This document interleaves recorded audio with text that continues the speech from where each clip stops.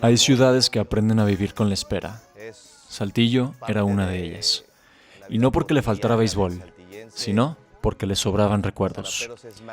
Temporadas que ilusionaban, equipos que competían, noches en el Estadio Francisco y Madero donde todo parecía alinearse, hasta que dejaba de hacerlo.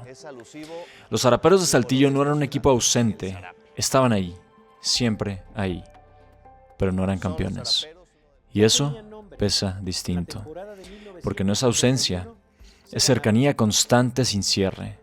Es aprender a convivir con el casi. Con el tiempo, esa sensación cambia la forma en la que ves el juego. Ya no lo celebras igual y ya no crees igual tampoco. Empiezas a preguntarte si el momento realmente va a llegar o si simplemente no es para ti. El 2009 no comenzó como una promesa épica. No había narrativa clara de redención. No había titulares adelantando historia. Había un equipo competitivo, sí, pero también existía esa memoria. Dentro de ese grupo estaba Noé Muñoz, un catcher que no necesitaba protagonismo para influir, que entendía que el juego no siempre se gana con el swing más fuerte, sino con la decisión correcta en el momento exacto. En el cuadro, José Manuel Rodríguez, constante, presente, de esos jugadores que aparecen más cuando el juego se aprieta. Y, desde el dugout, el equilibrio, Orlando Sánchez. No era un equipo que necesitara encenderse, necesitaba más bien sostenerse. Precisamente ahí es donde empezó el cambio. No en un momento grande, sino en la repetición de pequeños momentos bien jugados. En innings donde antes se caían y ahora resistían. En juegos cerrados que dejaban de escaparse. En una sensación distinta, con menos ansiedad y más control. Saltillo no estaba jugando mejor, sino que estaba jugando diferente. La temporada avanzó, y con ella algo que no se puede medir fácil, confianza real. No la que se declara, sino la que se demuestra cuando el juego se complica. Cuando llegaron a la serie final, no lo hicieron como sorpresa, llegaron como una consecuencia. Y aún así, nada estaba garantizado. Porque el pasado sigue ahí, incluso cuando estás a un paso de cambiarlo. Hasta que el momento llegó, el último out. Todo lo que se había contenido durante años se soltó. Noé Muñoz levantando a su compañero en un abrazo que no cabía en el cuerpo. Jugadores corriendo sin dirección. Gritos que no eran de celebración, sino de liberación. Porque ese instante no cerraba un juego, cerraba una espera. Saltillo, campeón. Por primera vez. Ese momento, el de la imagen, no es ordenado, no es limpio, es torpe, es intenso, es real, como tenía que ser.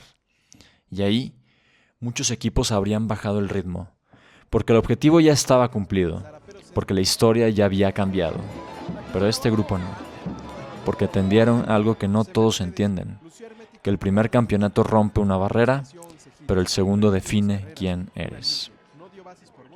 Y viene el 2010. No desde dentro, sino desde fuera. Ahora ellos eran el equipo a vencer y ahora cada juego tenía otra carga. Ya no eran los que buscaban llegar, eran los que todos querían ver caer. Y eso pesa, más que la espera. Pero Saltillo no se rompió, se ajustó. Apareció con más claridad la figura de Héctor Daniel Rodríguez. Un brazo que no necesitaba exagerar, que entendía que en juegos grandes lo más valioso es no perder el control.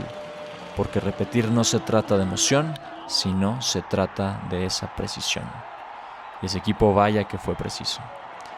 En cómo manejaba los tiempos, en cómo respondía en momentos cerrados y en cómo evitaban que el juego se saliera de las manos.